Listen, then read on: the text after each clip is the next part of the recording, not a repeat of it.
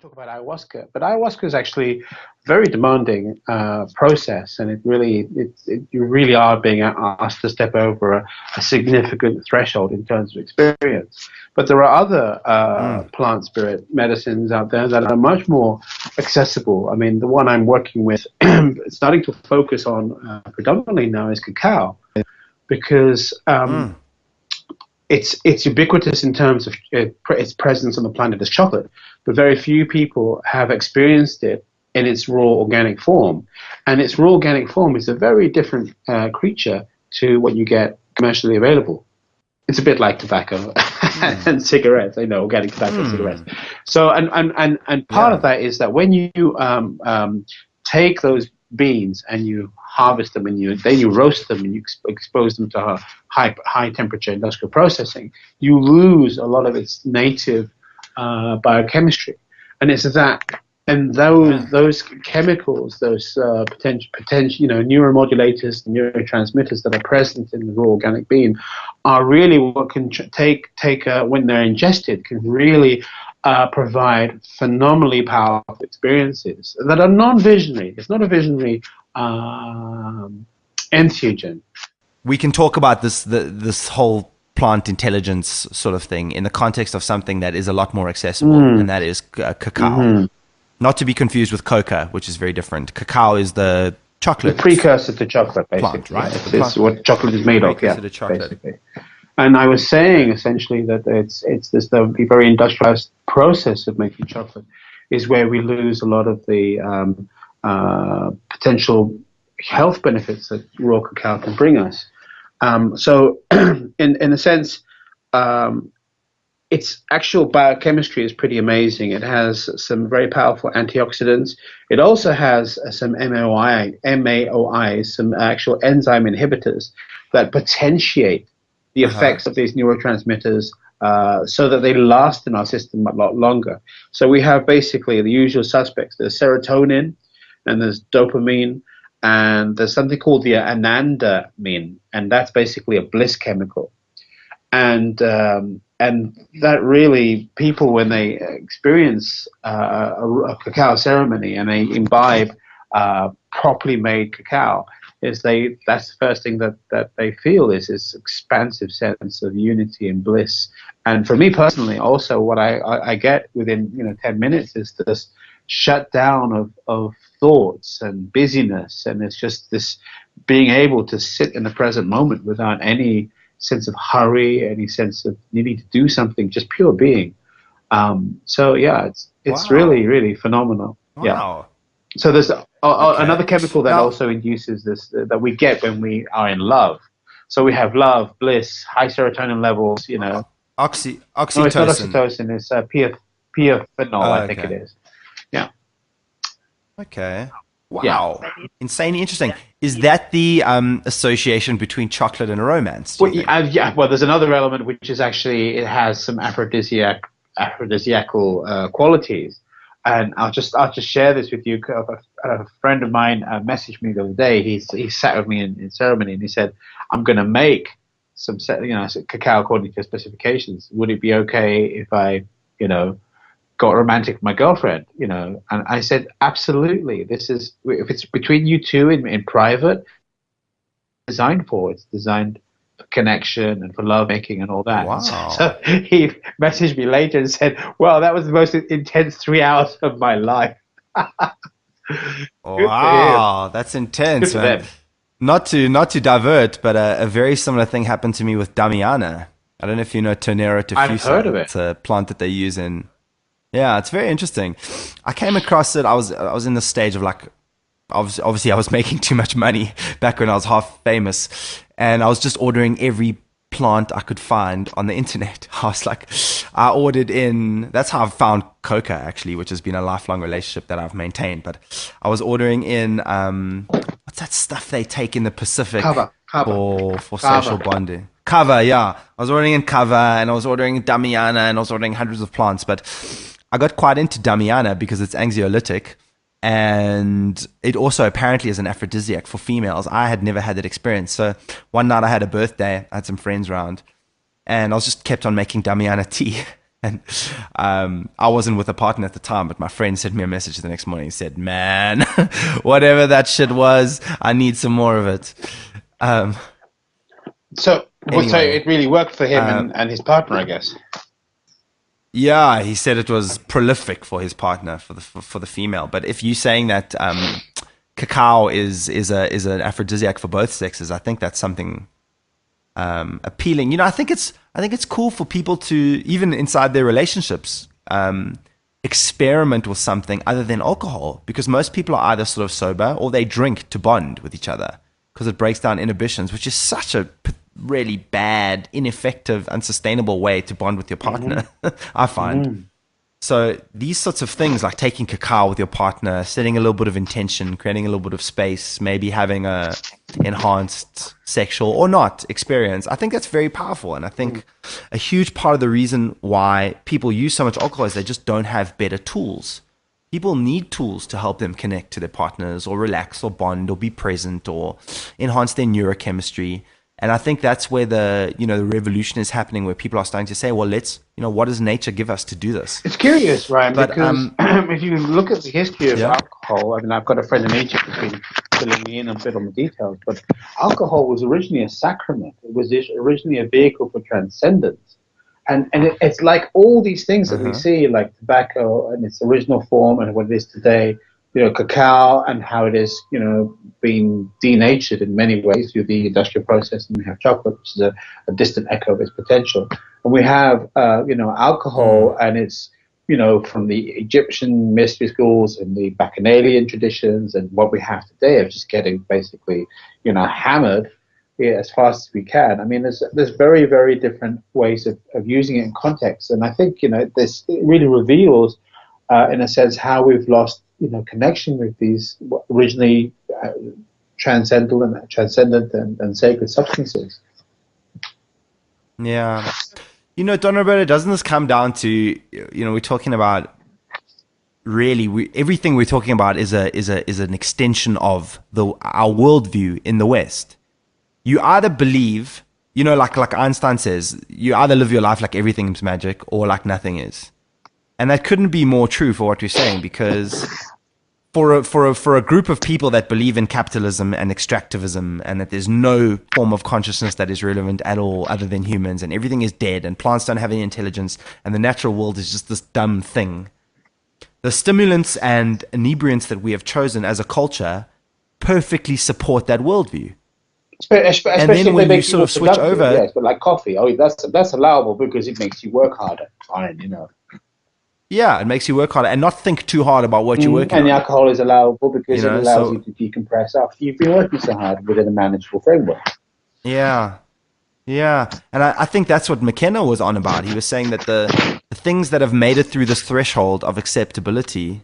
Sorry, man, there's a lot of shuffling going on there. Are you rubbing something against the mic on your side? Oh, sorry, yes, maybe. Okay, go on. No, just checking. Just go on. Anyway, so yeah, McKenna just said, and it really resonated with me. As a society, we've chosen a whole series of inebriants and intoxicants and stimulants, which absolutely solidify and support and reinforce our very limited worldview of that, everything is dead. And then what you're saying is, even with alcohol, there's a sacred context. There's a ritualistic use which is beneficial. Even with cacao, something that we eat every day, but is only like a shadow of its former self. There's a ritualistic context, a deeply meaningful experience to be had. But you have to first believe that there's something more to plants than just their chemicals. Well, I'm not sure about that. It's very interesting. I'm not sure whether that's a prerequisite in order to get something out of these experiences, because no, sorry, I was saying it's a prerequisite to actually try it. Yes, definitely. I mean, you don't have to. I encourage people to go with their experience and define their reality according to what they experience. But yeah, you have to at least give it a go. Give it a chance. Yeah, you have to give it a go. Absolutely. Yeah. And I've got some testimonials of from recent people in South Africa who've sat with me in the ceremony, and it's just unbelievable the changes and the experiences that they've had. Because it seems very innocuous. It seems like, I'm just going to, participate in this cacao ceremony, and somebody can facetiously say, "Oh, you're going to be drinking hot chocolate." No, we're actually going to have a container. Well, I've talked about this earlier. Having that container, the sacred container of space and time, to commune and to invoke and to have the presence, full presence of that being, and then to participate and have its original form, to be there and to be supported by it, and have its full spectrum of biochemistry present to interface with us and to work on many, many different healing levels, not only physically in terms of the antioxidants and the cardioprotectiveness of it, and also mentally in terms of altering the brain chemistry. So there's a very positive brain chemistry that we have, but also spiritually of really opening the heart and allowing us to go into the shadow aspects of ourselves. I mean, it's got so many different levels, and I'm increasingly, the more I learn about it, the more I practice it, the more respect I have towards it, and the more impassioned I become about it. Because it's all very well, and working as an ayahuasquero, it's all very well having done this work, and it's really phenomenally powerful work and transformative work. But there really needs to be some kind of advocacy for something that is not so threatening or not so challenging or not so daunting. That is easily accessible, and then can hopefully, from the inside a person's experience, transform the way they interact with the world through this one or a series of experiences working with cacao, for example. Man, I've never heard someone explain cacao to me like this. And I had read about some people doing cacao ritualistically, sort of within the techno scene of Berlin, and I thought, oh God, fucking hippies have thought of some other stupid thing to do. But hearing you describe it like this, I'm really in awe and really sort of excited to try it. So hopefully I'll get the chance to do some cacao with you. Hopefully in October we can hook up. I mean, the thing is, okay, so here's the thing. It's not just about the mechanical, oh, here's the ingredients, throw it together. Because I come from a training with plant spirit medicines from the Amazon, there is a specific way of communing and connecting. And that's often, I can show people, but sometimes they can't go away and say, we can't reproduce what you do, because there is already this, like we said, the dieta, right? The dieta is very important. And that's what creates the plant diet with the plant prior to actually working with it. Creates a connection so that when you invoke it, you really fully invoke it. So, there are different levels. I mean, of course, the various people working in Berlin, they're doing what they're doing, but not all cacao ceremonies are going to be equal. And when you have somebody who has training and has connection and invokes the very spirit of that plant, when you're working with it, it's a very different experience. My final question then, Don Roberto, is, do you ever still get the feeling, obviously you've been doing this for a long time, and you've acquired each piece of knowledge chronologically, slowly and surely, but do you ever get the sense that sort of in order to be of that space, you have to be totally out of your ego? And do you ever have experiences working in the role play of shaman where your sort of ego comes into it? The person that you were before you became Don Roberto, the shaman, the normal dude, because we were speaking about sexuality on the last show, and you're saying, when I'm off, I'm a normal bloke, I'm a normal guy. Is there sort of a polarity, like a fight or an interaction between this role play that you have as a shaman and the normal dude who, probably like the rest of us, likes tits, digs to eat potato chips, doesn't always, live from his highest place? How do you sort of navigate that challenge? And obviously, please feel free to tell me to piss off, and that's way too personal. No, it's a very apposite that you bring this up, because that normal bloke has been transformed by the experiences that have unfolded. So yes, I can access normal bloke quite easily, but it's not quite the same normal bloke that it was maybe 10 years ago. And we were talking earlier about calibration, right? Some people, they just see the realms all the time, and it's all double rainbows and unicorns and all that non-stop. And because they can't calibrate it properly, because they can't control it, it's too much. Now, the thing is, the difference for me now is that I have the ability to access those realms, those dimensions, and to do the kind of shamanic work I need to do when it's appropriate. When I'm on, and when I'm not, I'm a regular, bloke. And I can navigate the 3D reality like a regular person with a bit of understanding and perspective. It's a bit different, but I don't necessarily wear my shamanism like a badge. You know what I'm saying? I'm not like an airline pilot where the first thing they say is like, what do you do? I'm an airline pilot or a teacher, right? It's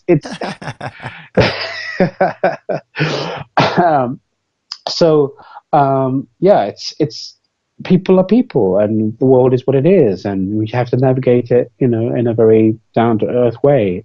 When I do what I do, that's special. It's ceremony.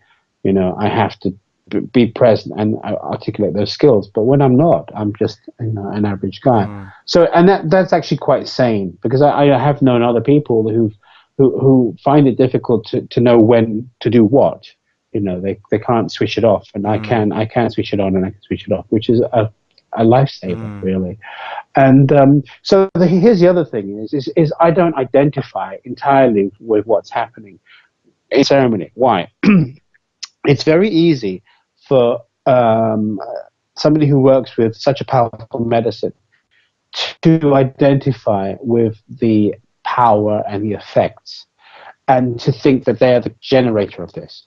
Somehow that they're special, that they have a mission, that God has chosen them, and they are the Messiah 2.0, whatever. Okay, so we call it the God complex, and it is tempting because it is such an enormous power that is coming through the facilitator, and the dynamics are so enormous of what people are going through. It's quite easy to be subsumed by this and to be swallowed by this attractiveness. But that's the danger, because then it can alter your sense of groundedness, and it can alter your perspective, and it can actually start feeding on your shadow, because one can start really developing a cult-like attitude around what is one doing.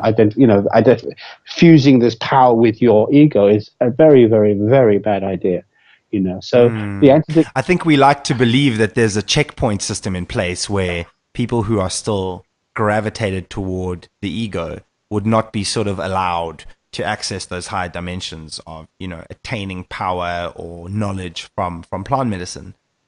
And I don't know where that idea comes from, because in all the books that I've read, as you're describing, there are many people who have, quite a lot of knowledge about plant medicine, very, very knowledgeable people, but who are also fundamentally corrupted in terms of they are intent on using it to, feed their own ego. Yeah, and the plants are there like a tool, like a technology, and you can use a knife to kill somebody, or you can use a knife to, do complex surgery. It's your call. It depends what you're into. Oh, that is a beautiful metaphor. Yeah. I'm going to quote you on that. What the medicine does, it amplifies your heart, right? So if there is darkness and shadow within your intentionality in your heart, even if you don't recognize it, it will amplify it. If there's ambition, it will amplify it. So really, that's the injunction here, I would say, if anybody's really working with this. And I've actually seen this in so many places, that this actually does unfold, that people get maniacal and messianic and cultish. It's basically, to really check in. Why are you doing this? Because the antidote is humility and service, and at the moment, my perspective of what I'm doing is I'm simply a craftsperson, or an artisan. This is, I'm not an artist, but an artisan. And there's a difference, right? Because the artist is all about the identity, the ego, the name. But the artisan, and there have been thousands of artisans, is simply somebody who practices a craft and does what they do. And that's what it's not about me in ceremony. It's about being the container and the facilitator for the experience to unfold and to hold the experience for the other people. That's it. It's very simple. But could we acknowledge that it is extremely rare? And one of the dangers is, I was drawn to plant medicine because I was, in some ways, quite a damaged human being. Aren't we all? In some way. We certainly are. And, I have recognized as I've gotten older and matured that I have become, not maniacal about it, but preachy, obsessed at certain stages in my life. There's also been stages in my life where I've credited plants or plant medicine for work that I was really doing, and I've definitely, I no longer believe in them as a magic bullet, but as you're saying, as a tool set, which can be corrupted to the extent that the individual using them is corrupt in his or her intention. Yeah. So it's very, very complex. And sorry, I'm just, this phone that I'm using to record this is ringing. Okay, my bad. But can we sort of acknowledge that it's rare to find a person like you who's able to move through all of those complexities, all of that self-work, all of that stuff to actually be fit for service? And this is where I wanted to end this, is Don Howard Lawler said to me, there's a big difference between someone who aspires to service. Most people aspire to service, at our core, unless you're a really fucked up evil person, we all want to help each other and ourselves and live from a higher place, etc., etc., etc. But only a tiny minority of people actually do it.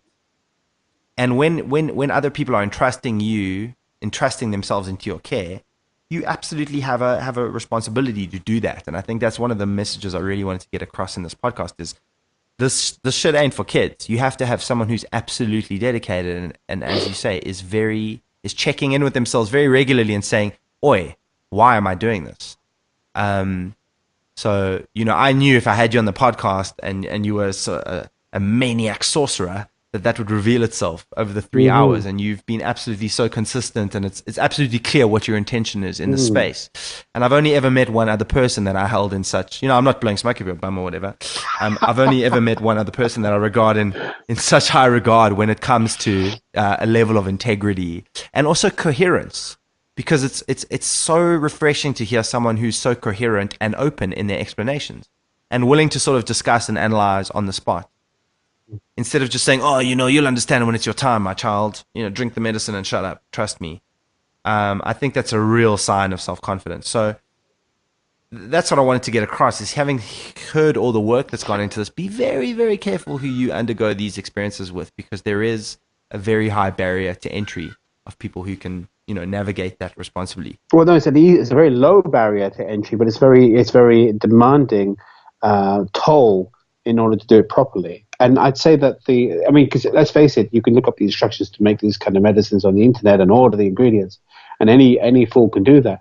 However, the realization that this is really sacred territory and it's very profound work, and the responsibility of guiding others is something that only the individual can assume that responsibility. Now, here's the thing: if the practitioner is not constantly seeking to evolve and to heal themselves, and to do the very healing work and to train and really blood, sweat, tears, puke, shit, the whole thing, then they can only take you as far as they've gone themselves. Like I said, we've talked about it earlier, the person that sits in a plane and thinks they can fly the airplane, good luck with that, because that's completely delusional. You have to go through the whole process. You have to go through the whole transformation. You have to earn your wings, so to speak. There's no shortcuts. It really isn't. And unfortunately, we're in a society that does believe in, the magic bullet and instant gratification and shortcuts. And this is, we're on plant time here. And they're going to be your best guides if you are patient enough and you're humble enough to actually, take those the gifts that are being offered. It's beautiful. It's demanding. That is so intense, man. It's so intense. It's an amazing part. Beautifully articulated. Thank you, dude. I for one will be at your ceremony in October, absolutely. And my girlfriend and I have already agreed that short of returning back to Don Howard, you're the only person I would do it with. Thank you. Well, I'm all local. Certainly in South Africa. So we definitely, if you have space for us, I will make space. And one of us doesn't plummet from the sky in a plane crash before then, we will definitely be at everything you have, the Cacao Ceremony, the ayahuasca, the San Pedro.